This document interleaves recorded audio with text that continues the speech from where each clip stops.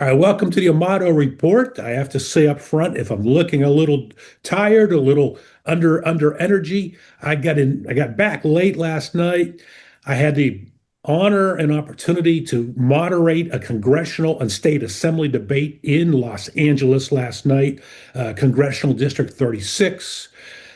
State Assembly District 66, got to meet the candidates, got back home after midnight. Wonderful debate. I want to thank the Republican Assembly in Palos Verdes, California, for inviting me to host that, shall I say, moderate that debate. Very impressed with the candidates all the way around and the whole evening. So I'm looking a little tired. It was a long night. Now, segueing, joining me at this time is someone I have known probably for over 20 years, but we haven't connected for several years until very recently. We first met at a gym in La Jolla, California, about 20 years ago. He was a personal trainer and I was a member. Today, he is the director of the San Diego and Orange County chapter of the FIDF. What is FIDF, you ask?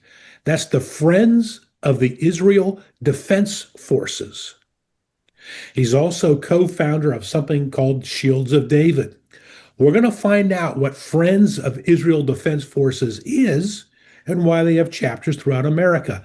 Let's welcome my longtime friend here, Brian Blacher. Brian, good to have you with us. And we haven't connected for long, and thank you, and great stuff what you're doing. I really appreciate having me on the show. Well, thank you. We appreciate having you. You know, I saw, I think on LinkedIn, I saw that you were director of the FIDF, Orange County, San Diego, Friends of Israel Defense Forces. Caught my attention. What is that? So FIDF is a nonprofit organization that was started over 30 years ago. And the mission was for the FIDF to provide critical support for the health, well-being, and education of Israel's soldiers and protectors. We are the official organization authorized to collect charitable donations on behalf of soldiers of the IDF across United States and across the United States of America.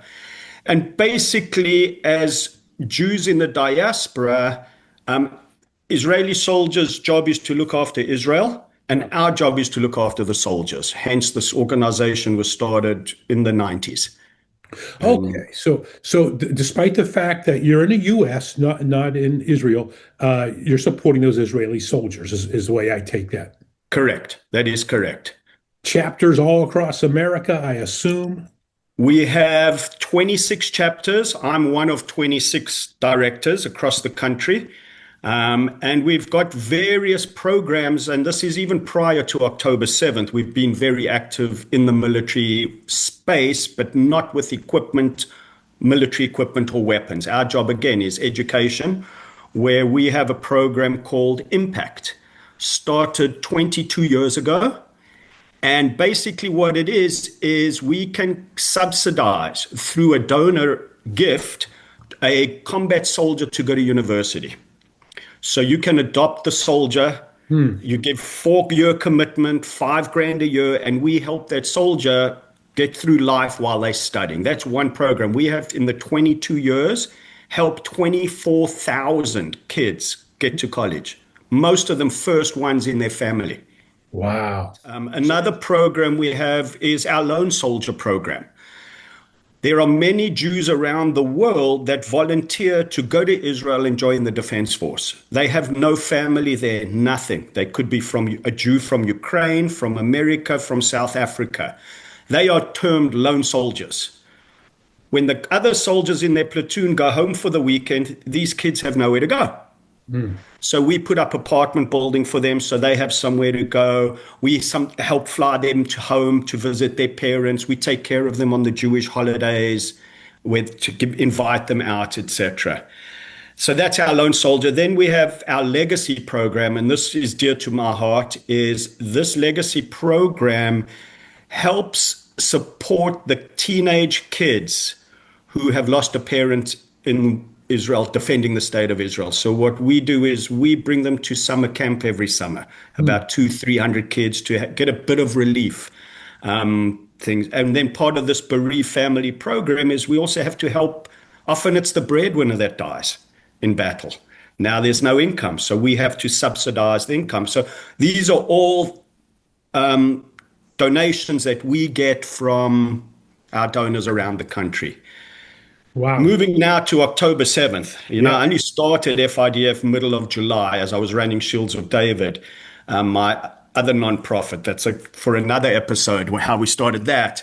But so come October 7th, the goal for that year, 2023, as an organization prior to October 7th was to raise 100 million Hmm. and distribute $100 million to Israel for the needs. And we get it from the IDF and the Ministry of Defense, exactly what they need. The gym needs to be refurbished, this and that, and all of those programs that I've been referring to you.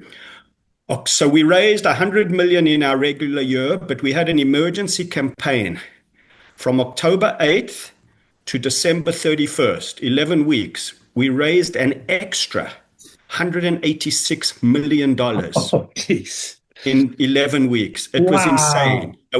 I was doing 3 events a day. Just people were knocking on my front door. Please, here's a check, here's a check. And so all of a sudden so that year we raised 300 million in total. Wow. 2024, we raised 200 million, and 2025, 200 million. Part of that emergency campaign was critical because what they did is the IDF came to us quickly. We need emergency ambulances, but not just a regular ambulance. We need off-road, bulletproof ambulances to get into the Gaza to get the wounded soldier out quickly. Hmm. People don't even think you can't drive. They're not tarred roads in Gaza after you've bombed it. So we got emergency ambulances, 67 of them at 200 grand a piece. We raised money for triage hospitals, planning for the Gaza invasion. We set up hospitals around the border so we can get them out quickly. And if you can get a wounded soldier to the hospital within like 20 minutes, there's a 14% chance that he'll pass away, 86% chance of living. With these emergency ambulances, which were intensive care rooms, basically, we got the death rate down to 6% because we managed to get them out quickly, thanks to the donations of the people to the IDF. I had no idea. I think most folks here in the U.S. have no idea either. Yeah. And you said that number you raised, I forget what it was, just in a remarkable number. You said people are knocking on your front door. How do you get the word out, and what are you doing to raise? There were a lot of unaffiliated people in our Jewish community that came to light in a crisis. Just in San Diego, through Jews and non-Jews, I had pastors helping me out. I was doing speeches, getting donations from churches because people realized this isn't only a Jewish problem, it's a Western civilization problem. I agree. And after they come after the Jews, they come after the Christians. It's Yeah. standard, unfortunately. So, people started calling. We just went on 24/7 hosting events at houses. People just felt so sick from October 7th. They just wanted to be around people and be comforted. It was traumatic. When you saw what you saw on the TV and everything, that happened. People denied that it happened. It happened. I saw it with my own 2 eyes when I've been to Israel on 4 occasions since. And so we just started having events and fundraisers. We brought out speakers. We rented movie theaters and brought out generals to brief us. And people weren't shy to throw money at us. We got 3,000 new unique donors just in San Diego. First time. 90,000 across America, first time donors from October 7th. Wow. So it's been a journey of note, dealing with the hostages, dealing with their families. I've had them here in San Diego, all the siblings of the hostages. We brought them out for therapy. Now their siblings are released. I'm bringing them all back in a few months' time for some relief again. They need a break. They're in bunkers 5-6 times a day today. Yeah, So sorry to interrupt, another thing that unfortunate, the good and bad that has come out of saving the wounded soldiers is we now have 2,200 new amputees. Hmm. So we've got more wounded. We need to take care of them and their families. They've made almost the ultimate sacrifice. So that's what we've got coming at us. The needs are going up, not down, unfortunately. Brian, I had zero idea of any of this, and I'm sure a lot of folks that are watching right now have zero idea. It's a remarkable story. Um, Unfortunately, we're out of time right now. When you come back, we're going to ask you about your other nonprofit, the Shields of David. In the Right. meantime, do you have a website for the FIDF? It's fidf.org. Right now, there is an emergency campaign going on because of the current situation. Yeah. Any help is appreciated. Okay. Brian, what a story. And I can't wait to go into more detail with you about it, and as well as to learn about the Shields of David as well. Uh, Thank you. in less than 20 seconds, any final comments?